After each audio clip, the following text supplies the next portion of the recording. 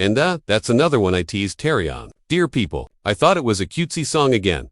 And I could see people going, oh, I really like that song. Tina Turner's husband gave her his kidney in 2017, but that's not the part that shocked everyone. She refused him 3 times before finally saying yes. During those same years, she was hiding something else, strokes that left her unable to walk. A cancer diagnosis she kept secret, and a decision so dark even her closest friends didn't know. After her death in 2023, Erwin finally started talking. What he revealed about those final 6 years changed everything people thought they knew about their marriage. On November 26, 1939, a baby girl named Anna Mae Bullock was born in a tiny shotgun house on State Route 19 in Nutbush, Tennessee. The house was so narrow, every room sat in a straight line, and the whole place had no running water or electricity until 1943. Her parents, Floyd and Zelma, worked as sharecroppers on Poe-Dexter Farm. Floyd made about $3 a week. By the time Anna Mae was just 4 years old, she was already in the cotton fields picking sacks that nearly matched her size. Her hands became rough before they ever held a doll. This life of backbreaking work never left her. It built the fire in her that never burned out. At age 5, everything got worse. One night in 1944, her mother Zelma grabbed a small suitcase and disappeared to St. Louis to escape Floyd's beatings. He used fists and farm tools on her. She left behind Anna Mae and her sister Aileen without a word. The girls were left in the care of strict Baptist grandparents who believed in heavy discipline and forced church 3 times a week. Their father, Floyd, tried to raise them for a while but soon gave up. He started drinking, vanishing for days at a time. In 1950, he left for good, moved to Detroit, started a new family, and never came back. Both parents had walked away. Anna Mae was just a little girl when she realized no one was coming to save her. Still, something was growing inside her. At Flag Grove Elementary, she found her voice singing gospel in church. Her choir director said it was ungodly strong for a child, but life kept shifting. At 11, she was sent to Brownsville to live with her grandmother, Georgia. In high school, Anna Mae became a star. She led the basketball team to a regional championship in 1954, scoring 15 points a game. They called her Firecracker because she never stood still. She also became head cheerleader. Her energy on the court and stage came from the same place. It was how she stayed alive inside. When she turned 16 in 1956, she rode a Greyhound bus to St. Louis to live with her mother again. She hadn't seen her in 12 years, but the reunion didn't feel like home. Zelma had remarried and kept her distance. Anna Mae dropped out of Carver High School and got a job as a nurse's aide at Barnes Hospital, making 75 cents an hour, working 50 hours a week. During the day, she changed bed. At night, she snuck into East St. Louis nightclubs with a fake ID to watch the legends Little Richard, Chuck Berry, B.B. King. In 1957, one night at Club Manhattan changed her life. She saw Ike Turner's band perform. They were loud, raw, electric. She had no idea then how far that night would take her or how much it would cost her. She met saxophonist Raymond Hill from Ike's band and fell for him. Their romance turned into a pregnancy. He broke his ankle during a fight with another band member, panicked, and ran back to Mississippi before their baby was born. On August 20, 1958, Anna Mae gave birth to Craig Raymond Turner. She was still a teenager working at the hospital by day and singing in smoke-filled clubs by night. Hill would vanish from the music scene and later die in 1996 at age 62 from heart failure. He never looked back, but Anna Mae kept showing up. One night when the band took a break, she grabbed the mic and sang B.B. King's "You Know I Love You." Her voice cut through the noise. Ike tried to ignore her at first, but when she kept singing, he gave her a chance. By the end of the night, she was the newest singer for the Kings of Rhythm. They called her Little Ann. She even recorded a song called Box Top while pregnant, but it didn't go anywhere. Still, Ike saw something in her. He moved her into his house, gave her a room, and began shaping her into what he thought a star should be. Then Ike made a move that would change everything. He renamed her Tina. He didn't ask, he just did it. He picked the name after a Jungle TV character and trademarked it, so if she left, he could just find another Tina Turner. She hated it, but the name stuck. Then came the violence. While she was pregnant, he hit her in the head with a wooden shoe stretcher. Later, he used coat hangers. He threw hot coffee in her face. He punched her nose so many times she tasted blood while singing. On their wedding night in Tijuana in 1962, he took her to a brothel to watch a live sex show. That was his idea of a honeymoon. But the music didn't stop. In July 1960, Tina filled in for a missing singer on a song Ike had written called "A Fool in Love." It exploded.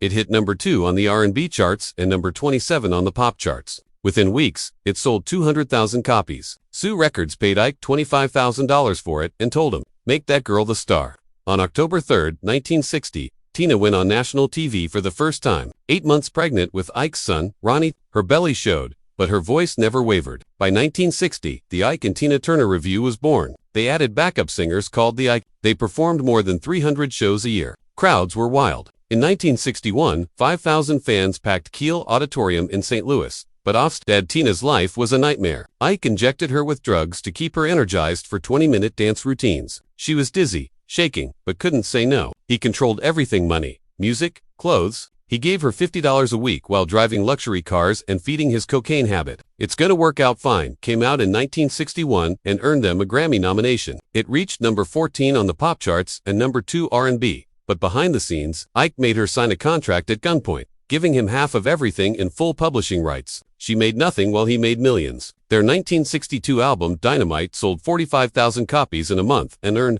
$90,000. Ike used coat hangers to beat the Ike. He punched Tina in the face during a studio session and forced her to keep recording while bleeding because the clock was ticking and studio time cost $100 an hour. In 1963, their songs Idolize You and Tra La La both hit the R&B top 10. But then came a scandal. Ike had never divorced his previous wife. That meant his marriage to Tina was illegal. She was pregnant when they got married in 1962, and he forced her to lie in court under oath. If she didn't, he said he'd take their son Ronnie and disappear. The case cost $15,000 and ruined their image with church-going fans. In 1964, they toured with the Rolling Stones across 22 cities. Tina's performances stunned the crowds. Mick Jagger copied her moves. They earned $10,000 for the whole tour, but Ike took every dollar. Tina bought her stage clothes from thrift stores, sewing rhinestones onto $3 dresses, while Ike bought a brand new Cadillac. He once lost $6,000 in Vegas in one night while the band shared motel rooms to save money. In early 1966, Phil Spector showed up with money and a mission. He handed Ike Turner $25,000. But the deal came with one condition: Ike had to stay away. The producer wanted Tina alone for River Deep Mountain High. He rented out Gold Star Studios in Hollywood, packed it with over 30 musicians, and even made 2 drummers play at the same time. Spector called it his wall of sound. He made Tina sing the same song 42 times in one brutal session, while Ike sat outside the control room, furious and humiliated. That 3-minute track ended up costing $22,000. To make one of the most expensive singles ever made at the time, Spector was obsessed with perfection, but America didn't care. When the song dropped on May 20, 1966, it crashed. It barely reached number 88 on the Billboard charts. Some DJs refused to play it. In the South and Midwest, they said Tina was too strong, too black, too bold, and with a white producer behind her, it was just too much for the time. In the UK though, the song hit number 3, and fans screamed for more. The Rolling Stones noticed. They made Ike and Tina open their 1966 UK tour. Tina's wild dancing blew away every crowd across 20 sold-out shows. But back in the States, Spector was crushed. He called the failure his Waterloo and quit producing music for nearly 3 years. The full album came out in September 1966. It sold 1.5 million copies around the world, with most coming from Europe. People loved it, but behind the success, Spector had paid Ike another $15,000 to keep Tina locked away at his Beverly Hills mansion for 3 weeks while they finished it. Studio players later said Spector, high again, made moves on Tina. She turned him down. Word got back to Ike, and the abuse got worse. On the album sleeve, Spector credited the Phil Spector Orchestra. He didn't even mention Ike's name. That was a direct slap in the face, and Ike never forgot it. Even with millions in sales, Tina barely saw any money. Spector made about $450,000 from royalties, which would be over $4 million now. He used it to feed his paranoia and addiction. Tina, meanwhile, just kept going. By 1968, Ike and Tina tried to take on the Beatles. They recorded a medley of Come Together and Something. It sold 750,000 copies and reached number 21 on the charts. But in the studio, things were falling apart. On July 23, 1968, after 18 takes, Tina messed up the harmony. Ike exploded. He grabbed a Fender Stratocaster and hit her across her arms and shoulders. She was covered in bruises. A photographer noticed her forearms looked injured during a shoot. Her face was swollen too, but makeup hid the rest. It was 2:47 a.m. 12 band members saw it happen. No one said a word. They didn't want to lose their jobs. Tina smiled through photo shoots, hiding pain behind perfect poses. April 1, 1969, should have been a dream. They sold out Carnegie Hall. The crowd of 2,800 chanted her name for 6 minutes. The night made $42,000. Today, that's $350,000. But backstage, Ike was on heroin. At 10:15 p.m., he collapsed. Tour manager Rhonda Graham gave him Narcan to revive him. While that happened, Tina was putting on her makeup. He still got on stage, barely. A session guitarist played in his place. After the show, Tina drove the bus 380 miles to Philly. Ike slept it off. They made it just in time for Ike spent $2,000 a week on heroin. That's $17,000 today. Tina got $150 a week. In 1973, Tina wrote Nutbush City Limits in 20 minutes. It was about her tiny hometown in Tennessee. The song sold over 2 million copies and hit number 4 in the UK. But behind the success, Tina found out Ike had forged her signature on 37 royalty checks. He took $620,000 for himself. She had no idea until she saw bank statements. He used the money to gamble $480,000 gone at casinos like Circus Circus and Caesar's Palace. When she confronted him, he broke her jaw. She needed emergency dental surgery. That betrayal was too much. It pushed her to the edge. In 1971, they won a Grammy for Proud Mary. It had sold over 2 million copies. The opening lines, "We're gonna do it nice and rough," were completely improvised by Tina after one of Ike's screaming fits in the studio. She turned pain into performance. But even in their biggest moments, she was suffering.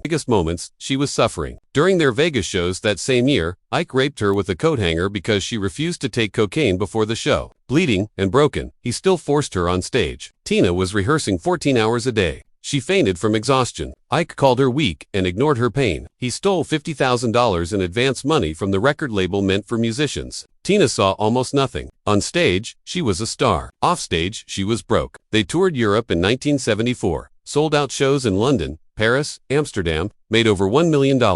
But then Tina found out they owed $100,000 in unpaid taxes. The IRS seized their tour earnings. Ike's cocaine habit was costing $1,000 a day. They had no accountants, no system. Session players sued them for unpaid wages. The whole thing crumbled. In 1975, they released The Gospel according to Ike and Tina. It bombed. Sold less than 15,000 copies. By then, Ike had been blacklisted. No one wanted to work with him. Rumors spread that he refused to pay union wages. Lawsuits piled up. Promoters stopped taking his calls. Tina realized they had no career left. 1974 was one of the worst years. Sexy Ida got banned in the South because it was too suggestive. Tina was performing over 200 nights a year. Ike beat her with a wooden shoe stretcher. It broke her jaw twice. She wore heavy makeup to hide it. She sang with broken teeth. Fans never knew. On July 1, 1976, Tina was done. In a Dallas hotel room, after another violent beating, just for talking to a fan. She swallowed 50 Valium pills and 4 hamburgers laced with cocaine. She wanted to die. She woke up in a hospital 36 hours later. Ike told everyone she had food poisoning.